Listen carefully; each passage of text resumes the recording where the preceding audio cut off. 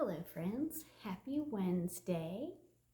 Today I'm going to share a really neat book with you called Beatrice's Goat. Let's learn about Beatrice's goat. Pretty picture.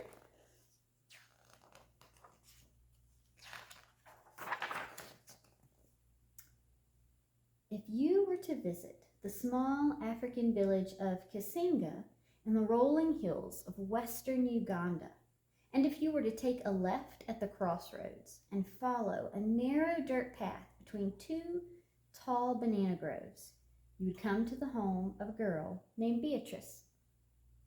Beatrice lives here with her mother and 5 younger brothers and sisters in a sturdy mud house with a fine steel roof. The house is new.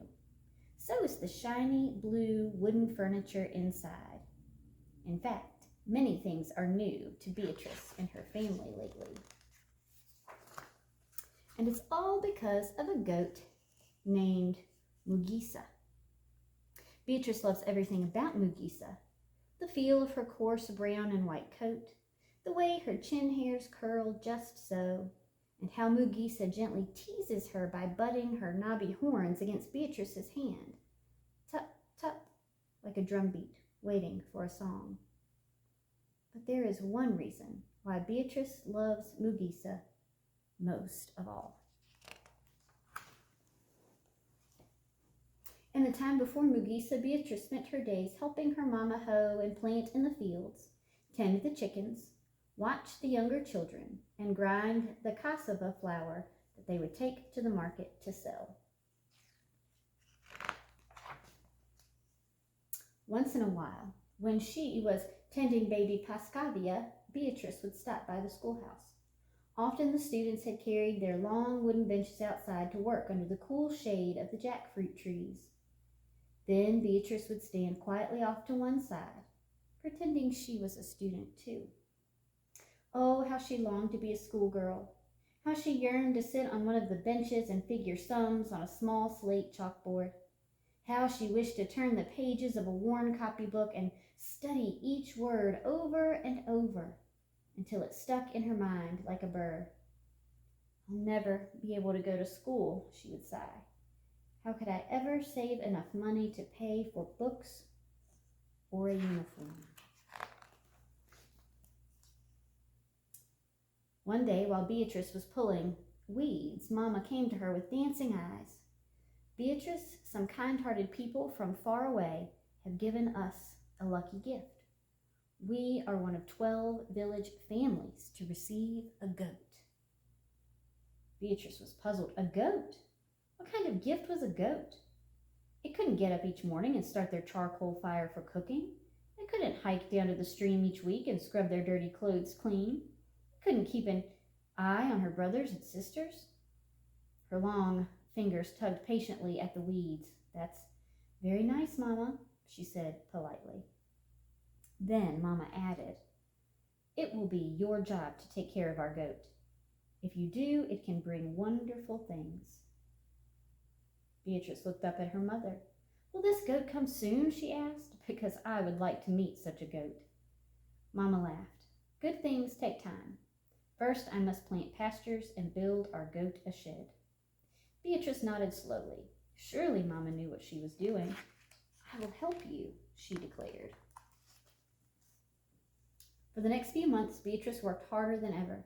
She helped Mama collect the posts for the shed walls, then lashed the posts together with banana fibers. She planted narrow bands of stiff elephant grass along the edges of their cassava field. She put in pigeon trees and lab vines between the banana trees. Finally, one day, Beatrice's goat arrived, fat and sleek and as a ripe mango. Beatrice stood shyly with her brothers and sisters, then stepped forward and circled the goat once. She knelt close, inspecting its round belly, and ran her hand along its smooth back. Mama says you are our lucky gift, she whispered. So that is what I will name you, Mugisa. Luck. 2 weeks later, Mugisa gave birth. It was Beatrice who discovered first one kid, and then, to her surprise, another. Twins, she exclaimed, stooping down to examine them. See that? You have already brought us 2 wonderful things. Beatrice named the first kid Balindua, which means expected, and the second Kihembo, or surprise. Each day, Beatrice made sure they got extra elephant grass and water to help the mama produce lots of milk, even though it meant another long trip down to the stream and back. When the kids no longer needed it, Beatrice took her own first taste of Mugisa's milk. It's sweet, she said, mixing the rest in a cup of breakfast porridge. Beatrice knew Mugisa's milk would keep them all much healthier. Now, each morning after breakfast, Beatrice would head off to the shed to sell whatever milk was left over. Open for business, she would say to anyone, in case anyone was listening. Often she would spy her friend Bunane coming through the banana groves. Good morning, Bunane would always say. Then he would hand Beatrice a tall pail that she would fill to the top with Mugisa's milk. When Beatrice finished pouring, Bunane would hand her a shiny coin, and Beatrice would carefully tuck the money into a small woven purse at her side. Day after day, week after week, Beatrice watched the purse get fuller, and soon there would be enough money for a new shirt for Moses and a warm blanket for the bed she shared with Grace. One day, Beatrice returned from collecting water and noticed Mama frowning and counting the money in her woven purse. Beatrice put down the water can and rushed to her mother's side. Mama, what is it? What's wrong? She asked.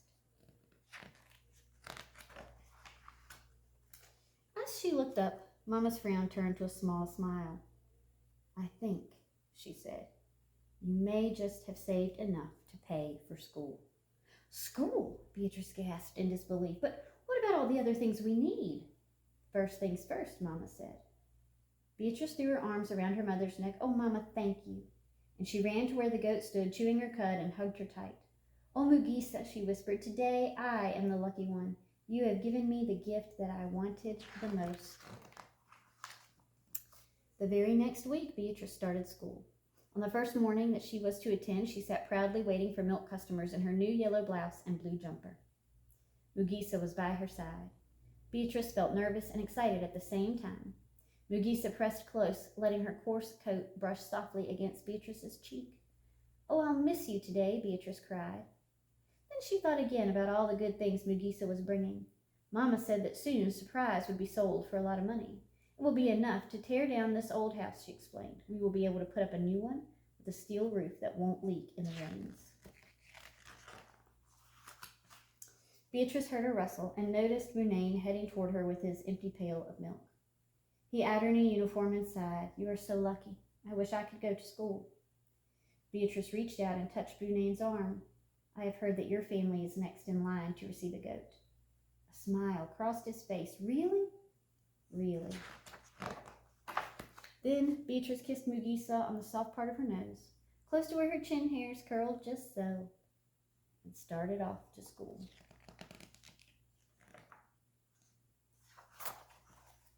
The end.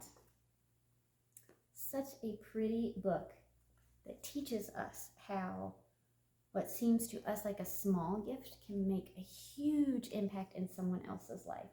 This story is actually about a project called Heifer International, which is a project that lots of communities and congregations participate in, and it allows for things like goats or cows or things like that to be given to families and communities to help them grow and have more resources.